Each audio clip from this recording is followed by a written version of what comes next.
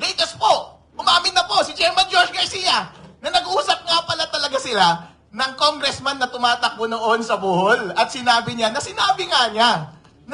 kailangan mo ng 300 million pesos para manalo. Pero sabi ni Chairman George Garcia na misunderstood daw siya. Sir, hindi nga. Kasi kapag papakinggan mo, kailangan mo ng 300 million pesos para manalo. Parang extortion ano? Parang nagsasuggest, nabayaran mo na lang ako ng 300 million pesos para manalo ka ngayong eleksyon. Dayain na lang natin ngayong eleksyon. Pero misunderstood daw si Chairman. Ang ibig sabihin daw niya, yun daw ang magagastos mo sa eleksyon na ito para manalo. Pero sir, ang allowed na gastos lang ng isang congressman ay 3 pesos kada botante. At 300,000 lang ang botante doon sa distrito niya. Ibig sabihin, ang gastos, 900,000 lang dapat. Bakit mo sinabing 300 million?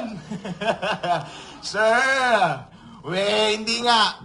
Sir, pagkatapos ng pag-file namin sa Supreme Court, marami pong lumalapit na report kay Attorney Harold Respicio na pareho po ang experience.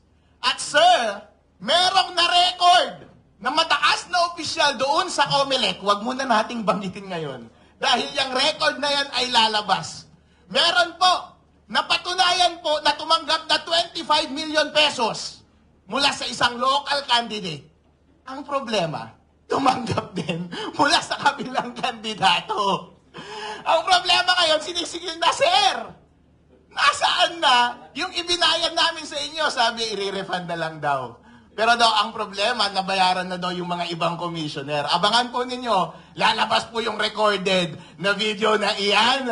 Ang problema po, sabi, bawi na lang ako sa protest. Nag-protest ka naman eh.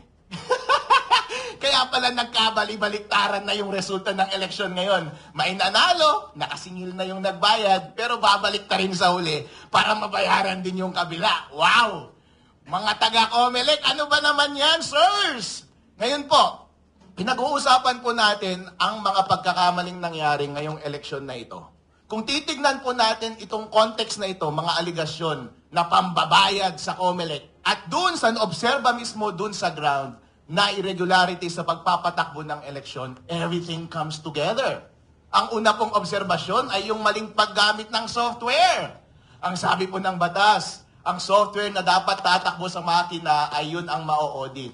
Pero iba po yung inilagay sa makina. Kapag iba na po ang version at iba na po ang hash ng software na yun, iba na po yung nandun sa loob ng makina. Chairman George Garcia, tanong ko po sa inyo, nandun ba sa loob ng software yung daya? Ipakita mo na lang kaya yung software, i-open source mo at kami ang mag-aral, makita natin kung ano ang nasa loob nun. Ang isa po pong pagkakamali na naobserbahan ay yung transmission.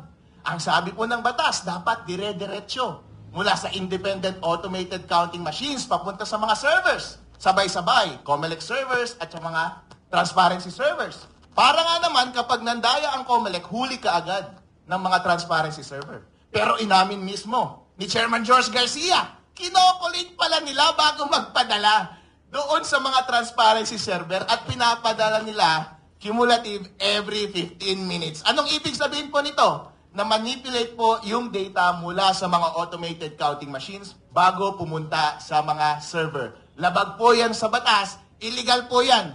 At yun po yung dahilan kaya pinapadisbar natin si Chairman George Garcia at mga commissioner. Yun po ang dahilan. Kaya nananawagan tayo sa National Bureau of Investigation para imbestigahan ang kanilang iligal na paggamit ng software, iligal na paggamit ng computer equipment na nag-interfere sa ating election process dahil yan po ay krimen. Yan po ay paglabag sa batas ng eleksyon. At kayo mga commissioner, kayo ang responsible ng pag-implement niyan. Dapat po kayong makulong.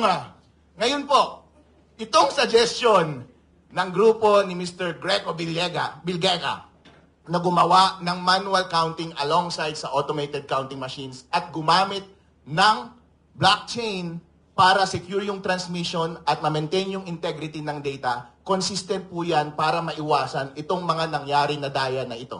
Ang una po kasing daya na pwedeng mangyari at pinakamadaling gawin ay yung naobserba natin na itatanim na mismo sa software yung daya. Kasi baka nasa 3.5 na mismo yung daya. Pero kapag manual counting mo yan, Siyempre, nawala na yung opacity. Transparent na. Makikita na natin mismo yung mga balota. Ang tao po, kapag binidyo mo dyan, yung mga election board, yung mga watcher, makikita nila, yung mga balotang binabasa nila, nakikita natin kung nandaraya, makikita natin kung totoo ba talaga yung bilang. Kaya yung problem number 1, maiiwasan po kapag ginawa natin yung manual counting sa araw ng eleksyon. Ang pangalawang problema po ay yung problema sa transmission at pag-maintain ng database. Masasolve po yan ng blockchain. Kasi po ang solusyon ni Mr. Belgica ay diretso mula sa automated counting machine, diretso kaagad sa blockchain. Ang blockchain po kasi, wala pong isang entity na nagko-control niyan. Distributed po yan. Yung software po niyan ay open source. Hindi mo pwedeng dayain yan. At maraming mga servers na independent na nagme-maintain ng lahat ng database niyan. Kaya kapag transmit mo mula sa automated counting machines papunta sa blockchain, walang kahit na sino mang gobyerno, organisasyon, o media, o tao na pwedeng mandaya niyan. Diretso kaagad, in real time, reflected kaagad, kita ng public kung saan yung source at kita kaagad yung resulta ng eleksyon. Kaya wala ka ng panahon para baguhin pa sa gitna yung data na ipinapadala ng automated counting machines. At kapag nasa blockchain na, hindi mo na rin mababago yung final results na nandoon. Kaya hindi mo na mababago yung data na nasa database. Inuulit ko po, in summary, ang problema po ngayong eleksyon na ito ay dahil hindi tayo sure kung may daya ba sa pagbilang nandun sa software. Hindi tayo sure kung may daya ba sa pag-transmit dahil inistorbo nila yung data mula sa source automated counting machine papunta sa mga servers. So pwede nilang i-manipulate sa gitna. Number 3, kapag nandun na sa mga servers, may mga database yun, pwede mo pa rin baguhin kahit nandun na sila sa loob. Lahat po yan maiiwasan dahil yung software ay mabe-verify natin through manual counting, yung transmission at database ay maproprotektahan natin dahil po ang isang blockchain ay immutable yung transmission, immutable yung database, hindi po yan mababago. Kaya po, kapag natupad ang suggestion ni Mr. Greco Bilgeca na ayusin ang ating eleksyon sa susunod sa pamamagitan ng paggamit ng parallel manual counting in addition doon sa automated counting ng ating boto at paggamit ng blockchain, hindi na po mauulit yung mga daya ngayon. Kaya Chairman George Garcia at mga commissioner, alis na kayo dyan. Ilagay na natin itong mga idea ni Mr. Greco Bilgeca at gawin natin sa 2028 para lahat po tayo ay masaya at lahat po ng ibinoto natin ay siyang totoong mauupo, mapoproklama at mamumuno sa atin.